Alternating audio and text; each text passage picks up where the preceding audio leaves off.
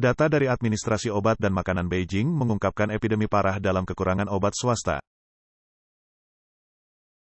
Menurut NTD TV, pada tanggal 24 Maret Badan Pengawas Obat dan Makanan Beijing mengumumkan bahwa pasokan pasar kumulatif oseltamivir di Beijing telah mencapai 3,2 juta kotak, lebih dari 10 kali periode yang sama tahun lalu.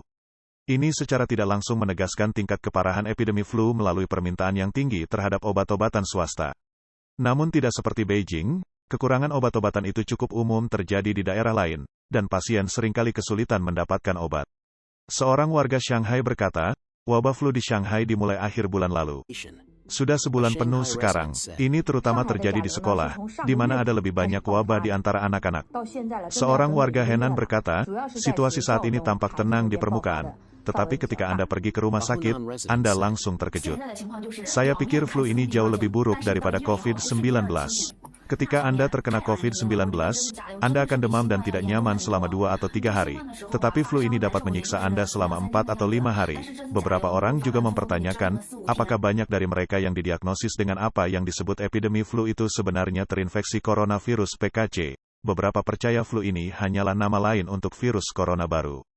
Pihak berwenang mengatakan lebih dari 90% orang telah divaksinasi terhadap virus corona baru PKC. Namun masyarakat khawatir karena obat dan vaksin baru yang telah disetujui seperti vaksin mRNA dari Sinovac Group, belum menyelesaikan uji klinis fase 2. Mereka khawatir ada agenda tersembunyi di baliknya, dan pihak berwenang sedang mempersiapkan gelombang baru epidemi. Penduduk Henan telah menyatakan keraguan mereka dengan menyatakan, saya tidak bisa menghindari untuk memiliki banyak keraguan dalam hati. Anak saya saat ini menerima satu set lengkap vaksin, beberapa di antaranya cukup mahal, seharga 6 atau 700 yuan per suntikan. Tapi mengapa anak saya masih terkena flu norovirus atau H1N1? Ini membuat saya bertanya-tanya, apakah vaksin anak saya benar-benar efektif? Juga banyak orang khawatir tentang keamanan vaksin buatan China, karena beberapa netizen mengatakan anggota keluarga atau teman dekat mereka menderita leukemia setelah divaksinasi.